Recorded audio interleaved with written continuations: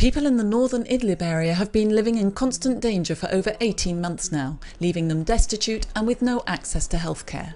Local solidarity is helping to run a secret healthcare facility. An MSF team offered its support.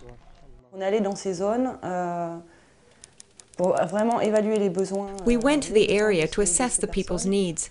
Then we started to support the medical health posts, offering medical supplies and helping them with training, because lots of people are acting as nurses because it's a war situation and there's nobody else to do it. We've also been trying to set up an ambulance system to evacuate people from the area.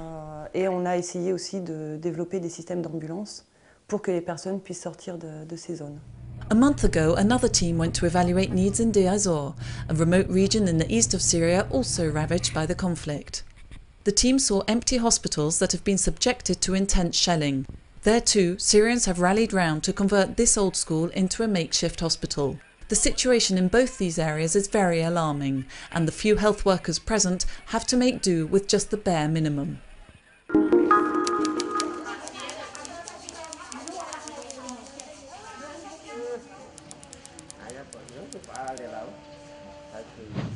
Bedaquiline is a new drug that has just been approved by the US Food and Drug Administration. Tuberculosis has developed an increasing resistance to the drugs normally used to combat it, making it a difficult disease to treat. It takes 2 years to treat drug-resistant TB. With up to 20 pills a day, 8 months of daily injections and severe side effects, treatment is complicated and too few people receive it. This drug presents new opportunities. Bedaquiline gives us a real potential to have a new regime with less side effects, more effective, shorter. This in turn will give more access to treatment for drug-resistant tuberculosis, which today is very neglected. Of course, there's still a lot of questions to be answered. How to best use this drug? What are the side effects? Now it's up to all actors to work together to ensure that it's used in a responsible way and to ensure that everybody has access to this drug. Everybody in all countries around the world, even those in the poorest countries. A treatment protocol using this new drug in combination with other drugs needs to be established, but bedaquiline could allow the scaling up of treatment for drug-resistant tuberculosis. In 2011, more than 300,000 new cases were reported, but only 19% were treated. Saying it means also that we need to secure public funding to do the R&D, but R&D is so expensive. I think that it's researchers, global health experts and institutional donors met for a 2-day conference. They examined the progress and the shortcomings in the medical R&D initiatives in the field of neglected diseases. Only 4 out of the 336 new treatments developed over the last 10 years have been for the treatment of neglected diseases, effectively excluding millions of patients from the benefits of medical advances.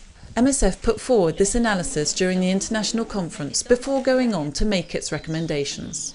It's clear from MSF's work in the field that we are still lacking the tools we need, both diagnostic and therapeutic, to treat many of the conditions that we encounter. Today's vaccines have specific cold chain requirements, which poses a really tough logistical challenge, and these vaccines need to be administered in several doses.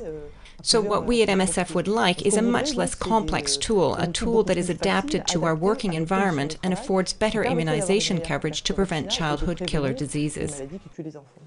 22 million children still do not receive the vaccinations they need. And if tuberculosis and tropical diseases such as Chagas are so-called neglected diseases, the fact remains that they are responsible for more than 10% of deaths worldwide.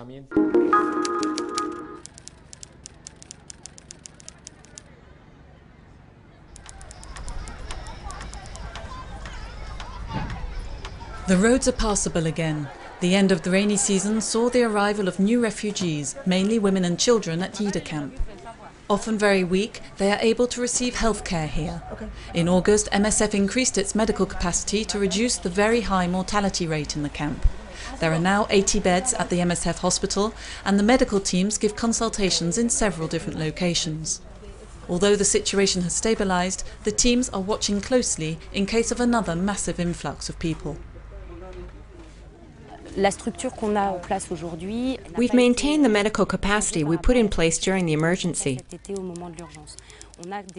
We've got tents that we aren't using right now, but we're leaving them up for a few more weeks while we wait to see if there's an increase in admissions and people needing medical care.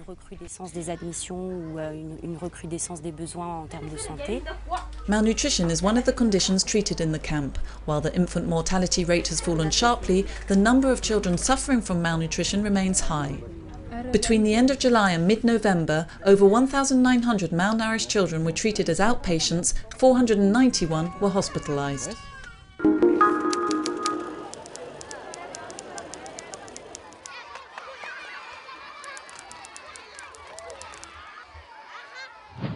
Over 100,000 displaced people are living in camps around Goma in North Kivu.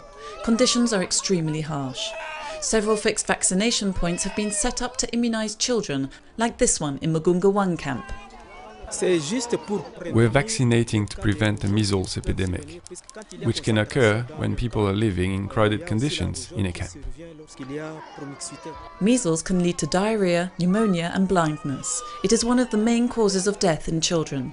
The virus is also highly contagious. It takes just a sneeze to spread it. So the community health workers ask all the mothers to get their children immunised. The campaign also provides the opportunity to screen children for malnutrition. Their nutritional status is assessed and when necessary they are referred to a health centre for treatment.